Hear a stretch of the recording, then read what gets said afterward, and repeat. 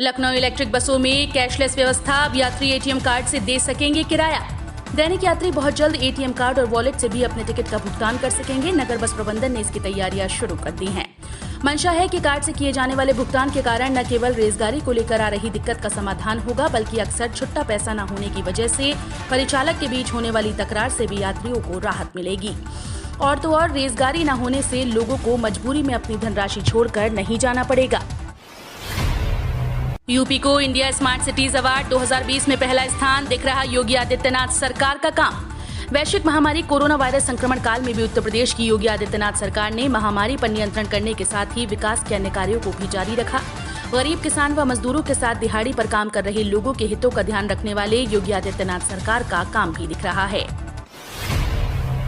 Agra airport के प्रस्ताव से बरेली को होगा फायदा, प्रदेश सरकार सस्ती उड़ान के लिए 17 जिलों को जोड़ने का काम।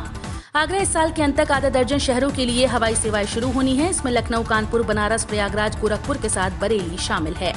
इसका प्रस्ताव विमानपत्तन प्राधिकरण को भेजा गया है। सस्ती उड़ान सेवा के तहत उड़ान सेवाएं शुरू की जा रही हैं। हालांकि बरेली एयरपोर्ट अथॉरिटी के निदेशक विमानपत्तन प्राधिकरण को पहुंचे प्रस्ताव की जानकारी से इनकार कर रहे हैं, क्योंकि ये प्रस्ताव आगरा एयरपोर्ट की तरफ से भेजा गया है। योगी सरकार का फैसला, प्रधानों के करीबी ग्राम रोजगार सेवक हटाए जाएंगे। ग्राम पंचायतों में तैनात ग्राम रोजगार सेवक यदि नवनिर्वाचित ग्राम प्रधान के निकटतम संबंधी अथवा परिवार से हैं तो वे हटाए जाएंगे। इन पंचायतों में नए रोजगार सेवक का चयन किया जाएगा। अपर मुख्य सचिव ग्राम्य विकास मनोज कुमार सिंह ने ऐसे ग्राम रोजगार सेवकों को हटाने का निर्देश जिलों के जिलाधिकारी और जिला कार्यक्रम संयोजक को दिया है। यूपी में 800 अभियंताओं की आउटसोर्सिंग के जरिए जल्द होगी भर्ती। यूपी सरकार अब हर घर नल योजना में तेजी लाएगी। इसके लिए 800 अभियंताओं की आउटसोर्सिंग के जरिए भर्ती की जाएगी।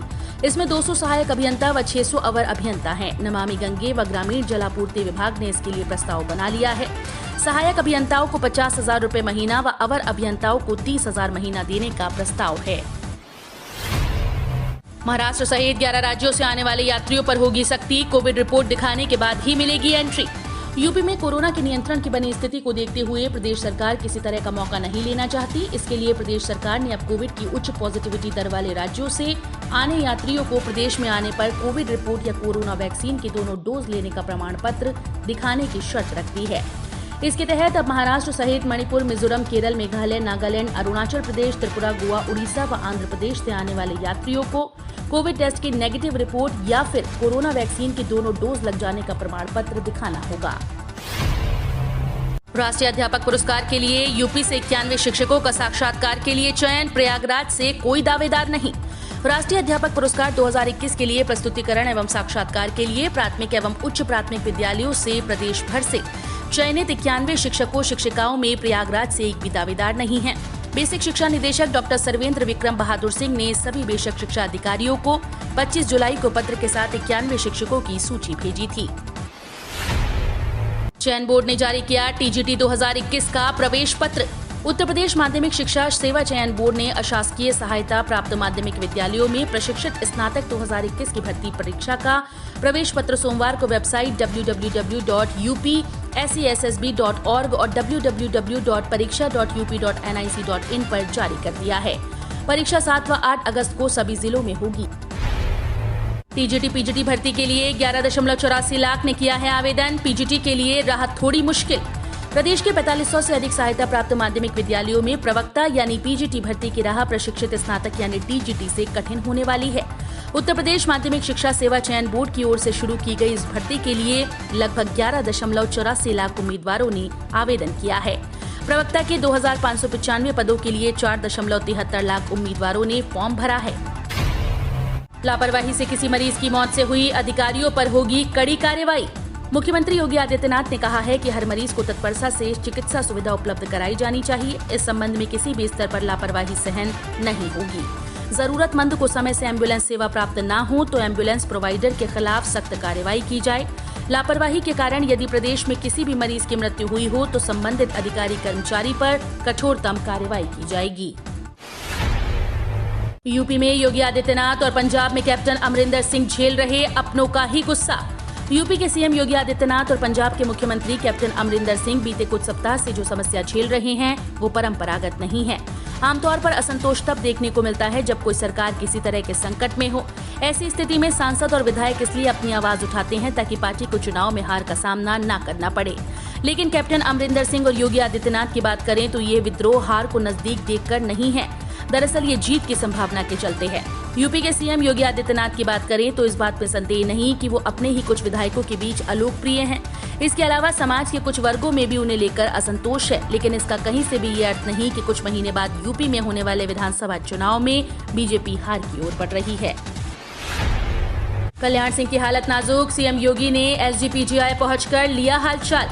उत्तर प्रदेश के पूर्व मुख्यमंत्री कल्याण सिंह की तबीयत अत्यंत नाजुक हो गई है। बताया जा रहा है कि फेफड़ों के बाद उनके गुर्दों में भी इन्फेक्शन फैल गया है। डॉक्टर्स के मुताबिक उनके लिए अगले 24 घंटे काफी अहम हैं।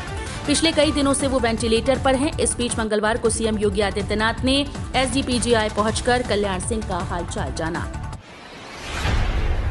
इन 3 राज्य के यात्रियों को मिली यूपी सरकार से भारी छूट। महाराष्ट्र सहित 9 राज्यों से आने वाले यात्रियों को कोविड रिपोर्ट दिखाने के बाद ही यूपी में एंट्री मिलेगी। पर योगी सरकार ने 3 राज्यों गोवा, उड़ीसा और आंध्र प्रदेश से आने वाले यात्रियों को छूट प्रदान की है। वहीं यूपी में कोरोना वैक्सीनेशन का कार्य बेहद तेजी के साथ हो रहा है। उत्तर प्रदेश ने टीकाकरण में भी देश में सबसे अधिक टीकाकरण का रिकॉर्ड बनाया है। अमित शाह 1 अगस्त को करेंगे विंध्य कॉरिडोर का शिलान्यास, सीएम योगी भी रहेंगे मौजूद। केंद्रीय गृह मंत्री और भारतीय जनता पार्टी के पूर्व राष्ट्रीय अध्यक्ष अमित शाह विंध्याचल धाम में बनने वाले विंध्य धाम कॉरिडोर का शिलान्यास करेंगे। 1 अगस्त को आयोजित शिलान्यास समारोह में सीएम योगी भी मौजूद रहेंगे। इस दौरान एक जनसभा का भी आयोजन किया जाएगा। इस दौरान सीएम योगी भी उपस्थित रहेंगे। बीएसपी के ब्राह्मण सम्मेलन से गदगद हुई मायावती, ट्वीट कर कहा, दूसरी पार्टी की नींद उड़ गई है। उत्तर प्रदेश में अगले साल की शुरुआत में विधानसभा चुनाव होने हैं। इसको लेकर सभी राजनीतिक दल अपने अपने वोट बैंक को साधने के साथ ही दूसरी पार्टीज के वोट बैंक में सेंधमारी की जुगत में लग गए। राजनीतिक पार्टीज का जो रुझान है उसको देखते हुए कहा जा सकता है कि यूपी चुनाव 2022 के केंद्र में 13% ब्राह्मण मतदाता रहने वाले हैं। इसको अपने साथ जोड़ने के सपा और बसपा यूपी के अलग अलग जिलों में कार्यक्रमों का आयोजन कर रहे हैं। यूपी चुनाव को लेकर केशव प्रसाद मौर्य का बड़ा दावा, मायावती और अखिलेश को लेकर कही ये बात। उत्तर प्रदेश के उप मुख्यमंत्री केशव प्रसाद मौर्य ने प्रदेश में विकास की गंगा बहने का दावा करते हुए कहा कि बहुजन समाज पार्टी प्रमुख मायावती और समाजवादी पार्टी के नेता अखिलेश का 2022 में प्रदेश में सत्ता में आने का सपना मुंगेरी लाल के सपने जैसा होगा। इसके साथ ही मौर्य ने अखिलेश कांग्रेस नेताओं राहुल और प्रियंका गांधी वाड्रा पर निशाना साधते हुए कहा कि ये ट्विटर वाले नेता हैं और सिर्फ ट्विटर पर ही राजनीति करते हैं। उन्होंने कहा कि कोरोना काल में सिर्फ बीजेपी कार्यकर्ता ही सड़क पर आम जनता की मदद के लिए नजर आए, जबकि विपक्षी दलों के सभी नेता गायब रहे। 50,000 से अधिक लोगों को फंसे फ्लैट और जमीन मिलने का रास्ता साफ। 5 शहरों में 7 बिल्डर्स ने दिया संशोधित डीपीआर। हाईटेक टाउनशिप योजनाओं में लोगों की फंसी जमीन और मकान मिलने का रास्ता साफ होने जा रहा है। प्रदेश के 5 शहरों में 7 बिल्डर्स ने संशोधित डिटेल प्रोजेक्ट रिपोर्ट संबंधित विकास प्राधिकरणों में जमा कर दिया है। इससे नए और पुराने आवेदकों को मिलाकर करीब 50,000 से अधिक को फायदा मिलेगा। बड़े गुस्से में दिख रहे हो, ठीक है ना सब, पूछने लगी एंकर। बीजेपी नेता के सामने बोले टिकैत, हमें नेता मुक्ति अभियान चलाना पड़ेगा। किसान आंदोलन को लेकर रोज टीवी डिबेट्स में राकेश टिकैत बीजेपी नेताओं के साथ डिबेट्स में अपनी बात जोरदार तरीके से रखते नजर आते हैं। कई बार इन डिबेट्स में टिकैत नेताओं पर तीखी टिप्पणी भी कर देते हैं। जब एंकर अंजना ओम कश्यप ने टिकैत से उनके गुस्से का कारण पूछा, बस फिर क्या था, टिकैत का जवाब और बाद में संबित पात्रा के सवाल ही डिबेट में चलने लगे। एंकर के गुस्से वाले सवाल पर प्रतिक्रिया देते हुए किसान नेता राकेश टिकैत ने कहा कि हम गुस्से में देख रहे हैं कि हमको नेता मुक्त अभियान चलाना पड़ेगा। एक आध बार जिन लोगों ने ये पार्टी बनाई उनसे भी एक आध बयान दिलवा दो। साइबर अपराधियों की अब खैर नहीं, सीएम योगी ने दिया सख्त निर्देश, 24 घंटे रखे निगरानी। उत्तर प्रदेश में साइबर अपराधियों की अब खैर नहीं। सीएम आदित्यनाथ के सख्त निर्देश के बाद अब साइबर क्राइम थानों की ओर से 24 घंटे साइबर अपराधियों की सख्त निगरानी हो रही है। मुख्यमंत्री योगी आदित्यनाथ के निर्देश पर खुले परिक्षेत्रीय साइबर क्राइम थानों के द्वारा साइबर अपराधियों पर की गई कार्रवाई में अब तक कुल 385 अभियुक्तों को गिरफ्तार करके 5.5 करोड़ रुपए से अधिक की बरामदगी की गई है। कांग्रेस ने सरकार पर साधा निशाना, लल्लू बोले न जनता और न चालकों की चिंता। प्रदेश कांग्रेस ने कहा है कि राज्य सरकार ने 4.5 साल बीत जाने के बाद भी अपने रवैये में कोई सुधार नहीं किया। वर्ष 2017 के चुनावी घोषणा पत्र में सरकार ने जनता से जितने भी वायदे किए थे उन वायदों में से एक भी पूरा नहीं किया। प्रदेश अध्यक्ष अजय कुमार लल्लू ने कहा कि इस कोरोना काल में सबसे ज्यादा महत्वपूर्ण एम्बुलेंस चालकों की समस्या है, लेकिन सरकार को उनकी कोई चिंता नहीं। उत्तर प्रदेश विधानसभा चुनाव में कूदेगी शरद पवार की एनसीपी, भाजपा को हराना मिशन। उत्तर प्रदेश के विधानसभा चुनाव 2022 में सत्ता पर काबिज भारतीय जनता पार्टी को हराने के लिए तमाम दल तैयार हैं।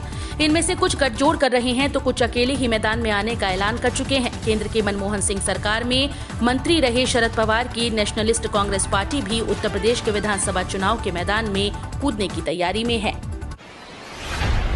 6 दिनों से चल रही स्वास्थ्य कर्मियों की हड़ताल स्थगित, एम्बुलेंस कर्मियों की जारी, 6 को किया गया बर्खास्त। उत्तर प्रदेश में 6 दिनों से चल रही स्वास्थ्य कर्मियों की हड़ताल मंगलवार दोपहर बाद स्थगित कर दी गई। अपर मुख्य सचिव अमित मोहन प्रसाद से वार्ता के बाद स्वास्थ्य कर्मियों ने हड़ताल स्थगित करने का निर्णय लिया। दूसरी तरफ एम्बुलेंस कर्मियों की हड़ताल अब भी जारी है। इस दौरान एस्मा लागू होने की वजह से 6 एम्बुलेंस कर्मियों को बर्खास्त कर दिया गया और एम्बुलेंस कर्मचारी संघ के अध्यक्ष हनुमान पांडे सहित 11 के खिलाफ FIR दर्ज कर दी गई है।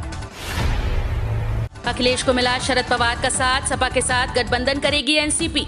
यूपी के 2022 में होने वाले विधानसभा चुनाव में राष्ट्रवादी कांग्रेस पार्टी समाजवादी पार्टी के साथ गठबंधन कर चुनाव लड़ेगी। मंगलवार को लखनऊ में प्रेस वार्ता में राष्ट्रवादी कांग्रेस पार्टी के महासचिव के शर्मा और प्रदेश अध्यक्ष उमाशंकर यादव ने ये बात कही। 58,189 पंचायत सहायकों की नियुक्ति, 10 दिसंबर तक दे दिए जाएंगे नियुक्ति पत्र।